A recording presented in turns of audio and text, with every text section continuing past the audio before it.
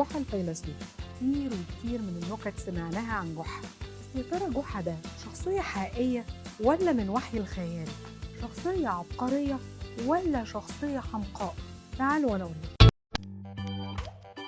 حكايات ونوادره ممكن تظهر في كل مواقف حياة، سواء سخرية أو فلسفة. جحا بقى كان إنسان ذكي سريع البديهة ودمه خفيف.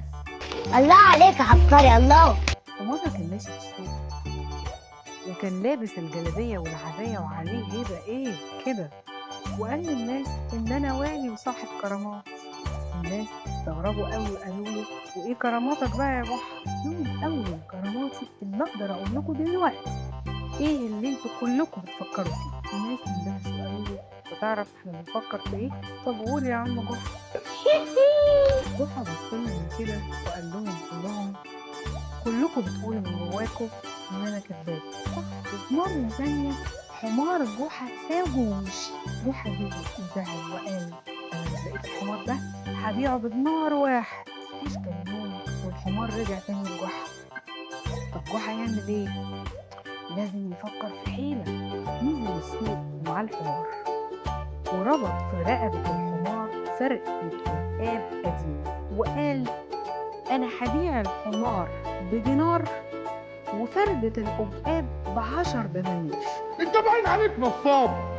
الباحثين اتأكدوا إن جحا شخصية حقيقية وعاش في القرن الثاني للميلاد، بس في باحثين تانيين قالوا لأ ده عاش في القرن 13 للميلاد. في باحثين قالوا إن جحا من أصل عربي وعاش في بلاد عربية. باحثين تانيين قالوا لأ ده جحا تركي. وناس تانية قالوا لأ ده جحا فارسي. ووصل الأمر إن في باحثين طلعوا وقالوا إن جحا أصلا من أوروبا. بتلعبها خلاص بقى تاخد عصب عليكم وعصبيتي مش كويسه. حكاية يا جماعة فعلا إن جحا شخصية عربية أصيلة، اتولد وعاش في القرن السادس الميلادي.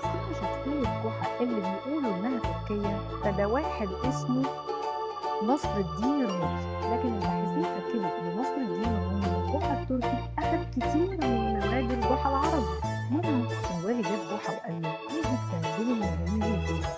جحا بص له كده وقال له عندنا في العقيدة يا سيدي الوالي جحا كان بيعتبر حماره هو صديق حميم، يجري على طول ويتكلم مع بعض لحد ما بقى أشهر حمار جحا. وفي يوم من الناس لقوا جحا ماشي ومبسوط قوي، سألوه مالك يا جحا؟ قال لهم ايه ده؟ حماري ضاع الحمد لله. ضحكوا وقالوا له الحمد لله ان حمارك ضاع. قال لهم طبعا الحمد لله انه ضاع لوحده، مش احسن مكان يضيع وانا راكبه.